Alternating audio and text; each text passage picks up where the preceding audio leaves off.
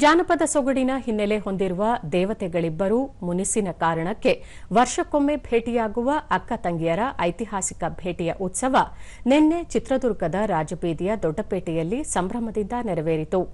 ನವದುರ್ಗೆಯರ ಪ್ರಮುಖ ದೇವತೆಗಳಾದ ಅಕ್ಕ ಶ್ರೀ ಬರಗೇರಮ್ಮ ಮತ್ತು ತಂಗಿ ತ್ರಿಪುರ ಸುಂದರಿ ಶ್ರೀ ತಿಪ್ಪನಘಟ್ಟಮ್ಮ ಅವರ ಐತಿಹಾಸಿಕ ಭೇಟಿಯ ಉತ್ಸವ ಸಡಗರದಿಂದ ನಡೆಯಿತು. ರಾಜ್ಯದ ವಿವಿಧ ಜಿಲ್ಲೆಗಳಿಂದ ಆಗಮಿಸಿದ ಸಾವಿರಾರು ಭಕ್ತರು ಈ ಉತ್ಸವಕ್ಕೆ ಸಾಕ್ಷಿಯಾಗಿದ್ದರು. ಸಹಸ್ರಾರು ಭಕ್ತರು ಅಕ್ಕ ತಂಗಿಯರ ಭೇಟಿಯ ಅಪರೂಪದ ಕ್ಷಣವನ್ನು ಕಣ್ತುಂಬಿಕೊಂಡರು. ವಿವಿಧ ಜಾನಪದ ನೃತ್ಯಗಳು ಉತ್ಸವಕ್ಕೆ ಮೆರುಗು ನೀಡಿದವು.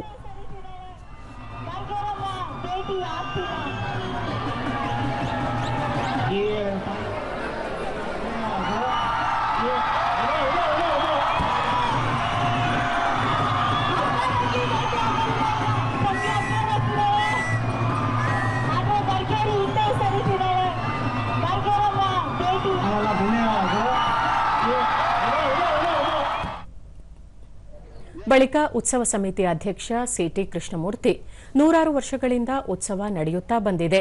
ಪ್ರತಿ ವರ್ಷದಂತೆ ಅಕ್ಕ ತಂಗಿಯರ ಭೇಟಿ ಉತ್ಸವವನ್ನು ಯಾವುದೇ ಲೋಪವಾಗದಂತೆ ವಿಜೃಂಭಣೆಯಿಂದ ನೆರವೇರಿಸಲಾಗುತ್ತದೆ ಎಂದು ತಿಳಿಸಿದರು.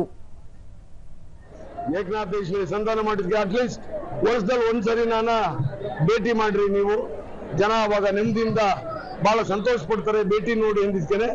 ಅವಾಗ್ಲಿಂದಲೂ ಒಂದು 200-205 ವರ್ಷಗಳಿಂದ ಕಾಲದಿಂದಲೂ ಈ ಸಂಪ್ರದಾಯ ನಾವು ಮುಂದುವರಿಸಿಕೊಂಡು ಬಂದಿದ್ದೀವಿ. ದೂರದರ್ಶನದೊಂದಿಗೆ ಸ್ಥಳೀಯರಾದ ಕಲಾ, ಐತಿಹಾಸಿಕ ಹಿನ್ನೆಲೆಯುಳ್ಳ ಈ ಉತ್ಸವವನ್ನು ಜಿಲ್ಲೆಯ ಜನ ಅತ್ಯಂತ ಸಂಭ್ರಮದಿಂದ ಆಚರಿಸುತ್ತಾರೆ. ಇದಕ್ಕೆ ಸಾವಿರಾರು ಭಕ್ತರು ಆಗಮಿಸಿ ದೇವಿಯರ ದರ್ಶನ ಪಡೆಯುತ್ತಾರೆ. ಈ ದೃಶ್ಯ ನೋಡುವುದೇ ಒಂದು ಸೊಬಗು ಎಂದು ಹೇಳಿದರು. ಸನ್ನಿಧಿಯಲ್ಲಿ ಇಬ್ಬರನ್ನ ಭೇಟಿ ಮಾಡಬೇಕು ಅಂತ ಹೇಳಿ ಕರ್ಕೊಂಡ್ ಬಂದು ಅವರಿಬ್ಬರನ್ನ ಭೇಟಿ ಅನ್ನೋದೊಂದು ಮಾಡ್ತಾಳೆ. ಅವಾಗ ತಿಪ್ಪುರಘಟ್ಟಮ್ಮ ಮತ್ತು ಬರಗೇರಮ್ಮ ಇಬ್ರು ಭೇಟಿ ಆಗ್ತಾರೆ. ಪ್ರೀತಿ ವಿಶ್ವಾಸದಿಂದ ಭೇಟಿಯಾಗಿ ನಮಗೆಲ್ಲರಿಗೂ ಸಂತೋಷ ತಂದುಕೊಟ್ಟಂತ ಇಬ್ರು ದೇವತೆಗಳಿಗೂ ನಾವು ಮನವಾಗಿರ್ತೀವಿ. ಆ ಕಡೆಯಿಂದ ಮತ್ತೋರ್ವ ಸ್ಥಳೀಯರಾದ ಶೀಲಾ ನರೇಂದ್ರ, ನಮ್ಮ ಪರಂಪರೆ ಆಚರಣೆಯ ಶ್ರೀಮಂತಿಕೆ ಹೊಂದಿದ ಉತ್ಸವ ಇದಾಗಿದೆ. ಇದಕ್ಕೆ ಜಾನಪದ ಹಿನ್ನೆಲೆ ಇದೆ. ಜಿಲ್ಲೆಯ ಜನ ಹಬ್ಬದ ರೀತಿ ಉತ್ಸವವನ್ನು ಆಚರಿಸುತ್ತಾರೆ. ದೇವಿಯರ ಅಲಂಕಾರ ನೋಡುವುದೇ ಒಂದು ವೈಭವ ಎಂದರು. 15 ದಿನಕ್ಕೆ ಈ ಉತ್ಸವ ಬರುತ್ತೆ.